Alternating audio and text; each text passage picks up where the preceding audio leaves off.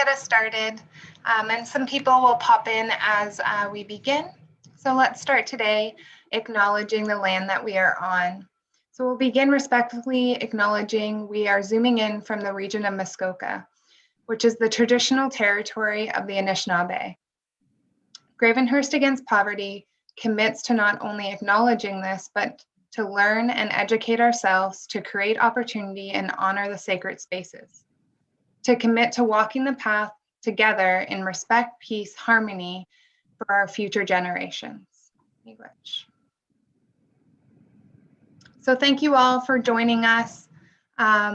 It's my honor to be able to host once again another presentation from a community partner. Today's presentation is coming from a partnership with the Canadian Mental Health Association, Muskoka Parry Sound. And our guest today is Desiree Reisenberg, which you can see up here on the screen. So just so everyone knows, each month we will be hosting a live talk, and then the recording of that talk will be posted on our GAP site. So if you've missed the previous ones from October on, you can always check into those on our website. Our next presentation will be in April, and it will be Building Resiliency, and it is being offered by Geneve through the district. And so we'll get started today. So thank you, Des Reisenberg, for being willing to come and chat with us live and share your knowledge. Desiree is one of the crisis workers at the Canadian Mental Health Association, and she'll let you know a bit more about herself. So thank you, Des. You're welcome. First, make sure that everyone can hear me okay. Can you hear me? Perfect. Hi all, my name is Desiree Reisenberg. I am a crisis worker from Canadian Mental Health Association here in Muskoka Parry Sound. I guess I need to share my screen, so just bear with me. Oh, it says it won't.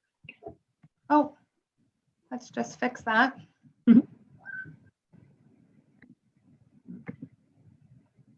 So I just wanted to let people know that there is a chat box and a question box.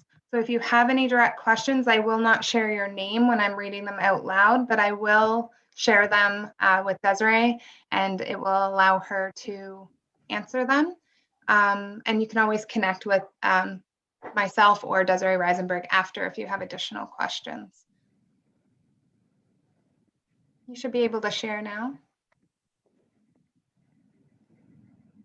Is that good? Perfect. Okay. Hi all. Okay, so my name is Desiree Reisenberg. I'll start from the beginning, but my name is Desiree Reisenberg. I am a crisis worker with Canadian Mental Health Association, Muskoka Parry Sound. I am very excited to be sharing a presentation today on creating your own narrative on your mental health journey. It's a topic that I actually hold quite dear, and I do want to make this more of a conversation, so do feel free if you have questions as I'm going to pop in and ask, or just type one in for Desiree to ask me. Don't feel like you have to wait till the end. So I'm going to take the presentation through a couple of steps. First, I'm going to talk to us about why it is important to create your own journey. Then I'm going to talk about kind of your roles and responsibilities as a service user, moving into stages of change, recognizing where you are on those stages and how to support family members that are going through change. And then I'm going to talk about how to actually access service. So as a crisis worker with Canadian Mental Health Association, I wear many hats. So I get to see people through their journeys to wellness from intakes. So that's when I'm gathering information about you and what's happening, through to psych assessments, crisis assessments, counseling, and more recently in my role as an an outreach worker with Ontario Provincial Police. In this role, I get to see people struggling. I get to see people, I see family members, I see hardships, I see people starting their journey, getting middle, halfway through, starting again, going back and forth, and then I see the frustration, the disappointment, and letting people down. I also see miraculous change and growth in people that you would never think could grow to the spot that they have. So if there's one message that I get across today is that every journey to wellness is unique because everybody here is unique. There isn't one box that fits everybody. It's not, you're going to learn this way, you're going to learn this way, and you're going to learn this way. It really is very specific. I think one of my most common used sentences is, I wish every child was born with a manual. It comes out, this is how it works, this is how you're going to get through life. But unfortunately, that's not always the case. Sometimes we need to go through different paths and different journeys. So you may be asking yourself, if everybody is so different and everybody is so unique, what is the one thing that, shows success or shows people achieving what they want to achieve? So that is empowerment. It's one of the things that I find really important is to empower people to pick their own destinations, to pick their own journeys. I like this picture in particular because you drive doesn't mean it's going to be easy, doesn't mean that it's going to be fun or something that sometimes it's a little bit messy and a lot bumpy. The World Health Organization announced or has a project that empowerment is the one most biggest predictor of people's success in community wellness. I just lost my space there, so hold on 1 second. So at an individual level, empowerment is the most important element of human development. In a mental health context, empowerment refers to the level of choice, influence, and control users have over their mental health services. Empowerment has incorporates four key dimensions. The first dimension is self-reliance. Basically, if you rely on yourself to be responsible for your own journey, then only you have you to be accountable to. Participation in decision-making is really important because if you understand how you're picking and why you're picking your next steps onto your journey, then you have the ability to understand where something maybe went awry, or you can backtrack your steps to start again.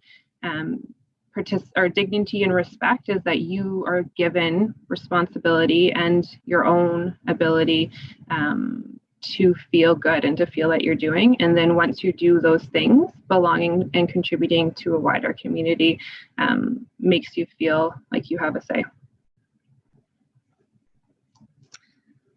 So for individuals, the empowerment process means overcoming a state of powerlessness and gaining control over your own life again. When you're on your own treatment path, you know where you've been and you know how to fix your hiccups. Choosing your own path gives you self-esteem and the confidence to work forward. The first step of empowerment really is knowing what your rights and your responsibilities are. So for example, when you come in with Canadian Mental Health Association, very sound, tongue twister, you will be given a welcome kit, and in that it goes over what your rights or responsibilities are. Really important part of it is to be an active member in your health team. So this means knowing, for example, what your medications are, knowing who you've seen before for therapists, understanding kind of what you've done in the past. Know your rights as a human, as a person, we go through those. Ask questions. If you're not sure about something that you're going through or something or program you're signing up for or who is going to be part of your treatment plan, ask those questions. And really to have that responsibility to yourself and to your team to really make that partnership on who you're going to be with and what you're going to do. So super easy to say all those things. What does that look like? The first step is really knowing what informed consent means. So how do you get power? You get power or empowered by asking questions and by people telling you what they expect from you and what that looks like. So informed consent is really important in a first step. It outlines what you're signing up for. So you've decided you want to have some support and you want to move forward with that. It is your responsibility and our responsibility as service providers to talk to you about what you're going to be signing up for and what that looks like, how often the meetings were going to be, and those kind of things. Confidentiality is the next really important part. I think that I run across people being concerned about confidentiality more so than not. Essentially, they want to know questions like, who has access to my information? If I provide it, is it just between me, or do you share it with my mother, for example, or parents on the other end saying, can I have information on my children, or support people asking for information on their children? And essentially, whatever your health information is your health information. So when you share it with us, you get to decide who you want to share that information with and how you want to share that information. There are some things that make that not, but those are just an emergency situation. The next step is sitting down with yourself, your family members, your crisis worker, your counselor, and creating a plan of service. I picked this map to start because I just feel like there's so many options and so many areas that are seen to be like, I need to do this on my journey, and I need to do this, and wellness looks like this, and wellness looks like that, which is really common. I mean, it is normal to think you want to accomplish everything all at once and just wake up tomorrow in your own state of wellness, and that's not necessarily the case. Essentially, it is our responsibility as counselors, crisis workers, to help you create some SMART goals, so attainable goals.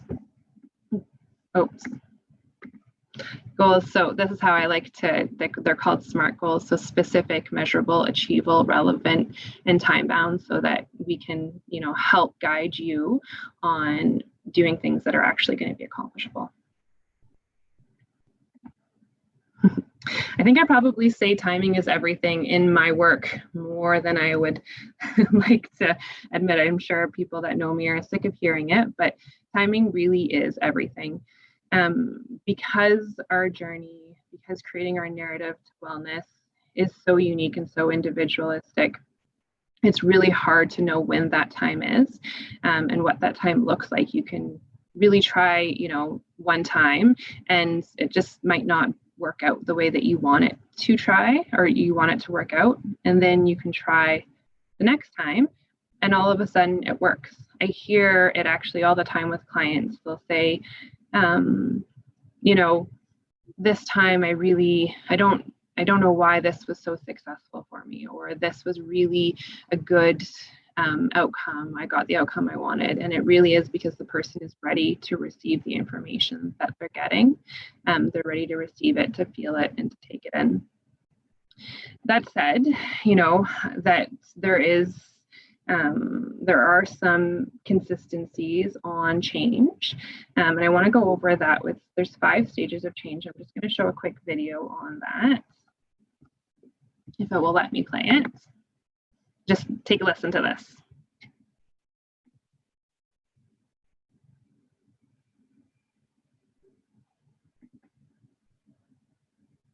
I'm Dr.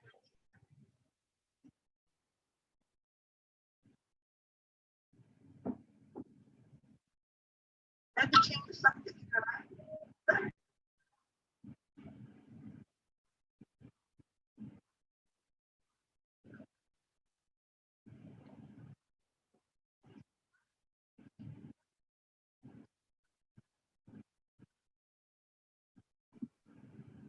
I'm not sure the volume's working.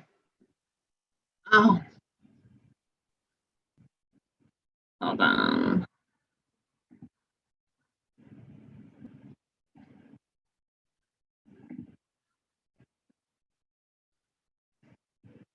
If anyone in the chat could let us know if they heard it. I just heard the beginning and then the volume went out. That was it? Yeah, the Did they chat, say nothing. Yeah, they're not hearing it either. Oh, no. Just heard the beginning of it. If you maybe,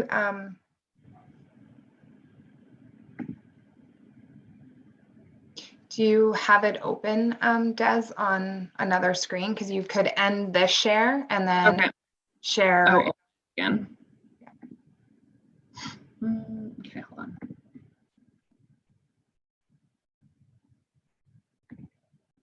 I do have it open here.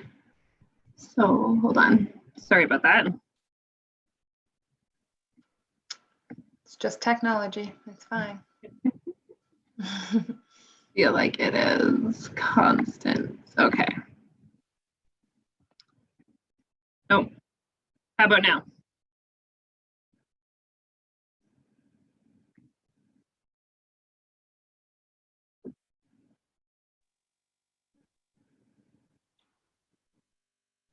There's no volume again.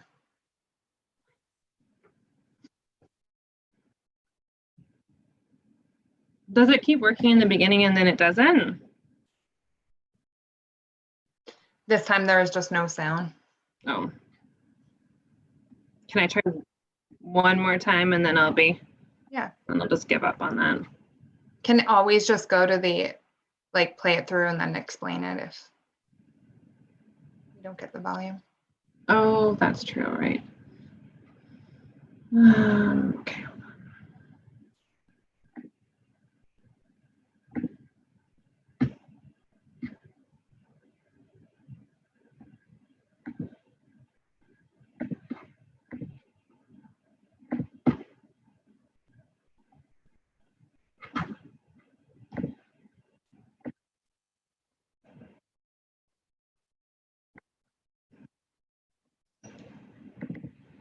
Can you hear that? You can see it though? Yeah, we can see it. So you could just explain it if you wanted, or I can try it. Well, here's some good news. So essentially what this picture is going through, I wonder if, you know what, I'll just exit it and it's working I'll now. move forward I on just the heard side. it. Des, Too much to watch that and do that. Des, at the same time. I think you just needed to turn your volume up because I started to hear it. And one of our attendees could hear it in the end there too. Okay. So essentially there are 5 you can hear me now though, right? Okay, so there are 5 stages of change that people can go through when they are deciding to do change. Essentially, this model is something that is evidence-based, so it's a practice that is shown to be the most effective in creating long-term change. I wanted to bring this in to today's conversation because I feel like it's really important to understand where people are on their levels of change and how you are on your level of change, plus what you can do to support people through that type of change. So the first, there's 5, I'll just go through them one at a time, but it's pre-contemplation.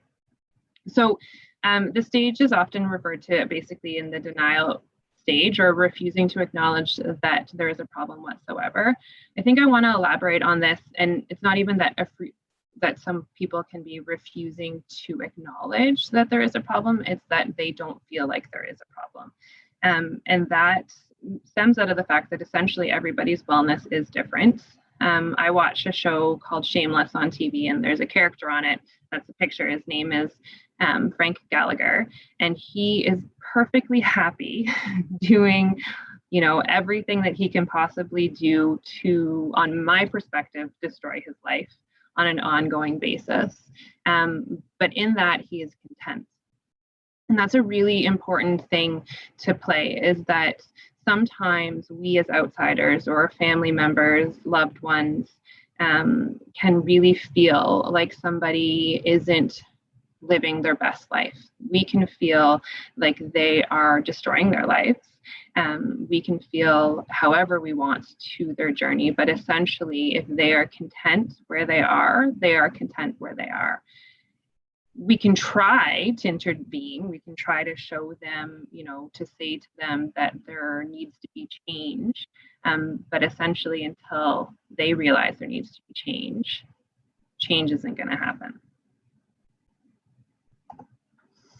Okay, so the next stage is contemplation. So essentially contemplation stage means, okay, so you think that there may be a problem and you want to start looking at what are the pros, what are the cons of what's currently going on.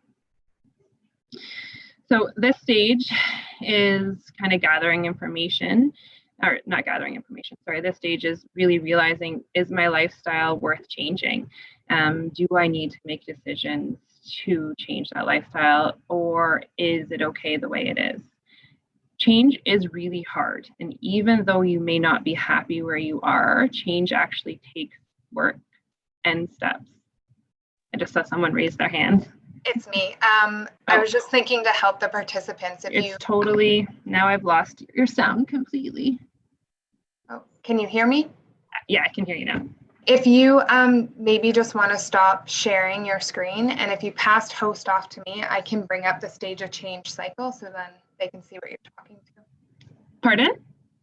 If you passed host back to me, then I can bring up the stage of change cycle for you to talk to so that they're seeing it. Oh, are they not seeing it on the share screen in general? No, right now we're just like a YouTube screen. Oh, uh-oh, you're on the wrong screen. Hold on, I do have it all written down actually. And okay. Oh, okay, sorry, hold on.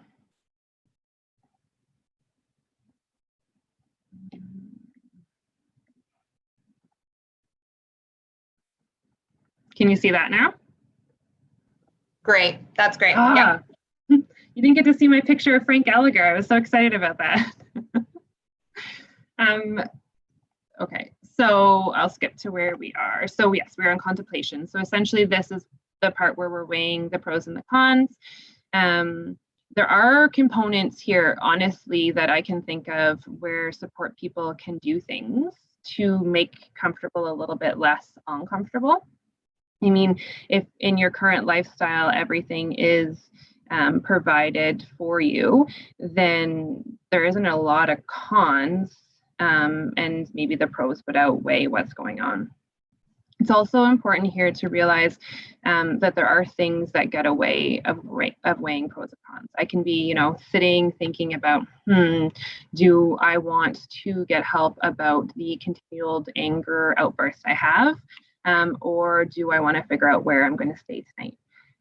Homelessness is something that does impact all of us and can really get in the way of actually effectively weighing pros and cons. Additionally, if you think about things like medication changes, are you on the right medication? Can you even have these thought processes or the capacity to have this kind of thought right now? Do you need to change your medication? Do you have food? Do you have these things? So part of what we do as crisis workers when people are at contemplation or counselors is realize that what are the barriers that are really getting in the way of helping you see the full picture of what's going on. Okay, so the preparation phase is the next step. So that's when you start to really gather information. You've realized you needed to change, you weighed your pros, you've decided, okay, I'm going to start my own journey. I'm going to start working with wellness. Now you start gathering the tools, the resources, figuring out things that you need to actually start the journey. Here too, there are a lot of barriers, right? Barriers that we as social workers have to look at in the sense that are there geographical barriers? Can you get to where you need to be? Do you have a phone to even call to do the intake in the first place? Do you have internet access to look at what is available to you? Do you have the services, the ability to get transportation to get to an office? In my outreach program, this is actually the stage that I see people at the most. They just really, they have the wants, they know that they want to change, but they're really stuck in this, where do I go next? What do I do next? And this can be a great spot for advocates, both professionally and informally. So that's family, loved ones, supports, friends, to be like, what are your barriers? What's stopping you? What's the next thing that you need to be able to do that?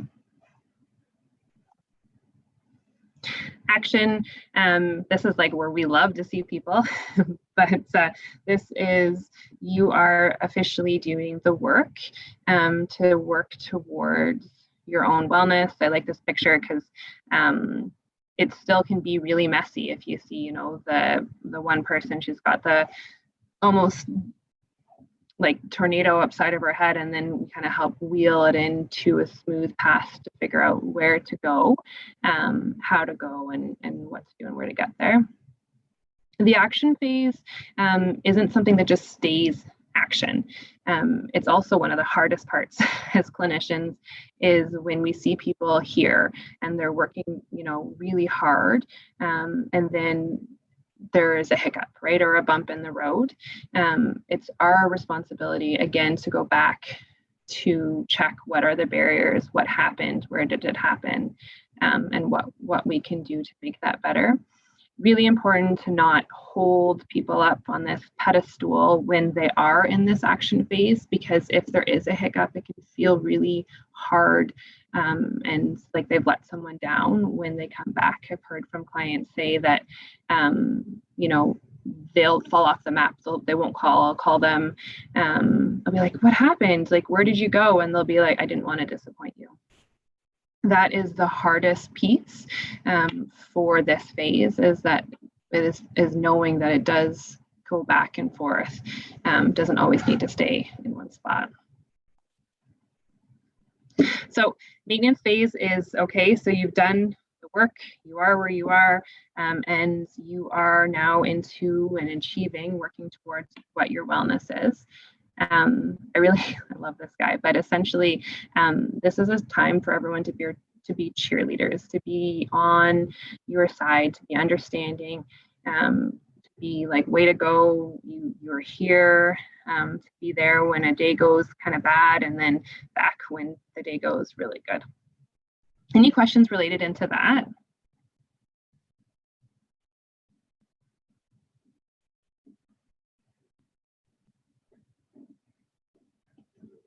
Nothing? Does that make sense to everybody, that part? Okay.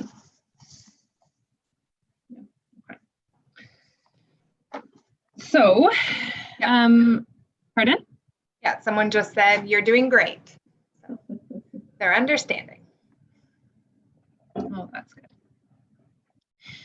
So,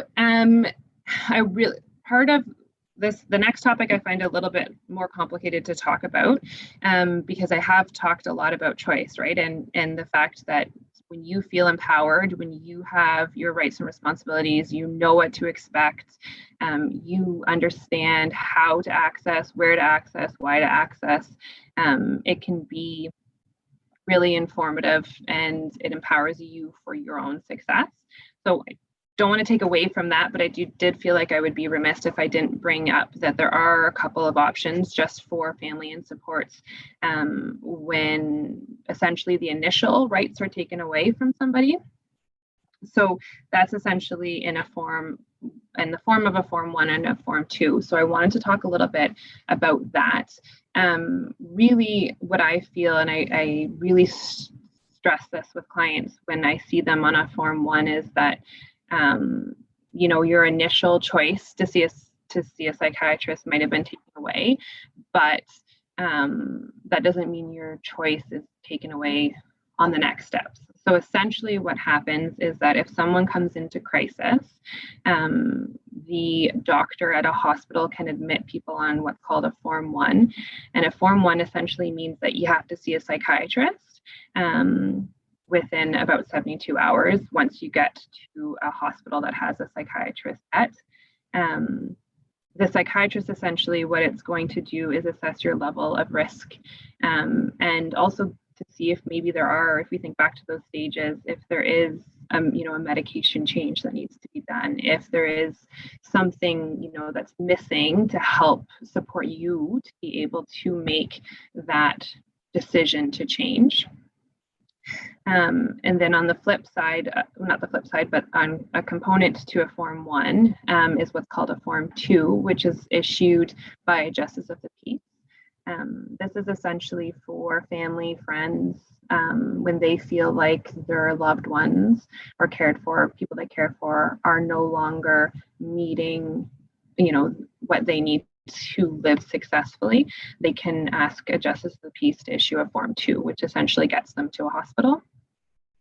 Like I said, initial choice may seem like it's taken away here, but I do really feel that there are times and space for opportunity here. It's a really quick way to access services, especially when, there might be something like a psychiatric diagnosis that's getting in the way of making informed choices.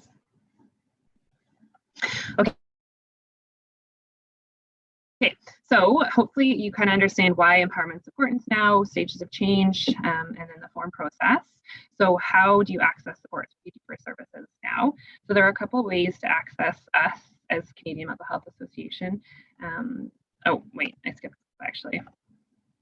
Before I go into that, I just wanted to stress again how important timing is in people's lives, and how we can't underplay that everybody's timing is different, and that respecting people's timing on when they want to get their support is really important.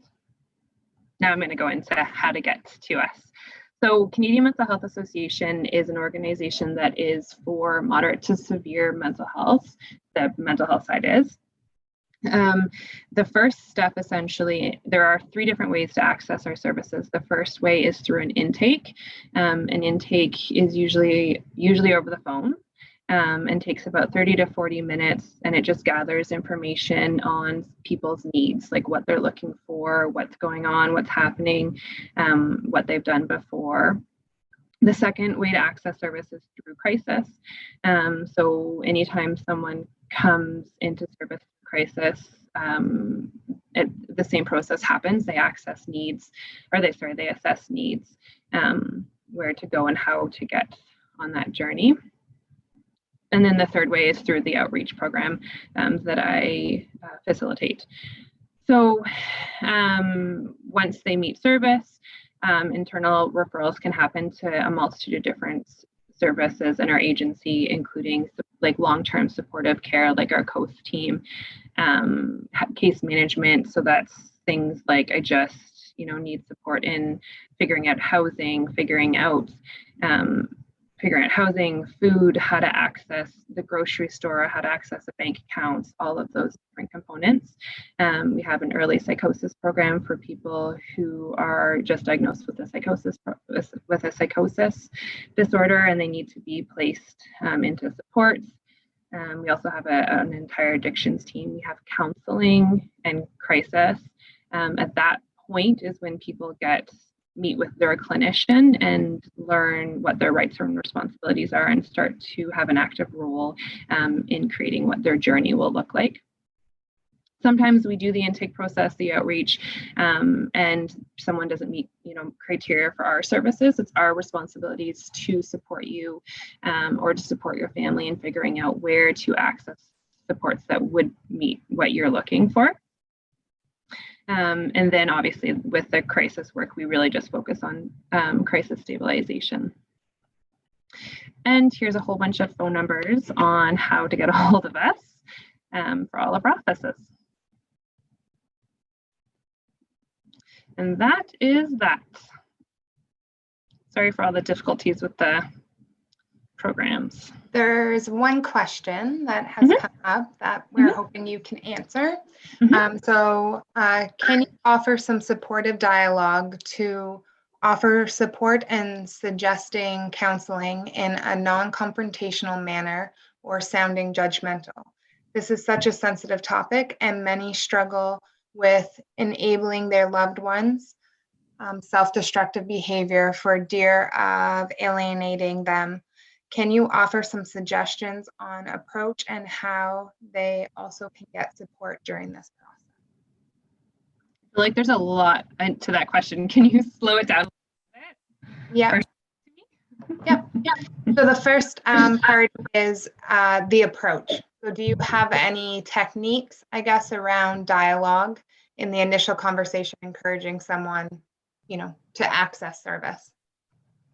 I think it's always really important to meet people where they're at, to understand kind of how they're feeling, where their questions are coming from, what they mean from their questions, and to start there is really important.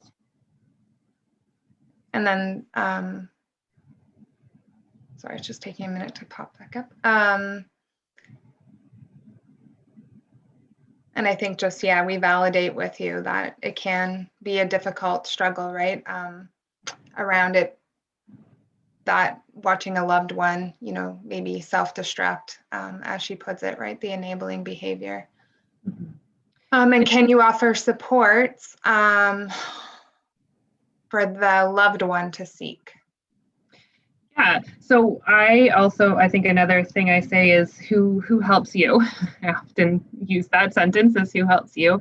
Oftentimes I do get phone calls from loved ones, support ones, you know, wanting to know what's going on, what's happening, what can we do right now? And I really do believe full-heartedly that you need to be well yourself. And in that sense, I mean, you need to be seeking out supports, sometimes external supports, non-biased supports, to help you figure out how you can deal so that you're not imposing your own emotional crisis kind of outwards into how you're feeling. The best way, I mean, there are multiple ways to get a hold. We do have a couple programs at our agency for loved ones. We do have both loved ones for, support for parents or family members of addictions and parents and family members of clients with mental health struggles. So essentially just calling your agency and asking for a referral to any one of those programs is great. During our office hours, I do get phone calls, you know, from parents being like, I don't know what to do. And that's okay to call, right? As long as you're calling and asking the questions, I think that that's one step ahead already, because informed consent and informed communication, right, it creates that empowerment even for yourself. Yeah, and I'm also a Canadian Mental Health Association employee that runs the family support group. And I think it becomes really, it's crucial to be well educated in the stages of change and in the system in which you're hoping your loved one is going to access. So I really encourage people to call in and just ask for that education, and whether you do it in a group or an individual format, because really understanding the stages of change and aligning with your loved one or the person you're speaking about is really crucial. And as well for you to understand the way the systems work, whether that's the addiction system or the mental health system. Or both, because they seem to work interchangeably, don't they? But it becomes really important to understand the dynamic there, because it can be a lot of circular experiences for your loved one who is struggling, and also for you. So both the mental health and the addiction team have family support elements and are always happy to help family members or community members, neighbors, find education to support further. It's not only family members. I mean, I always hear the frustration and I feel the frustration as well. I really want to hit home how important that choice is, and how important, you know, as parents, as a mom, I can really relate to wanting to have that manual, wanting to push every system the way that I think it should work to make everything align the way I think it should align. Sometimes that doesn't happen. So really understanding who your kid is and who your family is and where they're at, and empowering them to make those choices themselves, even at a young age, is so important. Maybe especially at a young age, I should have said.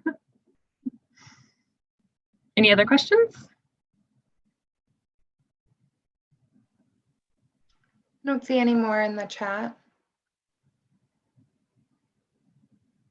Okay, well, Desiree Reisenberg shared that last slide with us that has all of the resources. Those are also on the GAP website and will be a part of the recording that will go up. So those are great resources for everyone to share around with your friends, families. And thank you for coming. If there's no other questions, then we will sign off. Thanks for listening. and look forward to seeing everyone in April for Building Resiliency with Genevieve.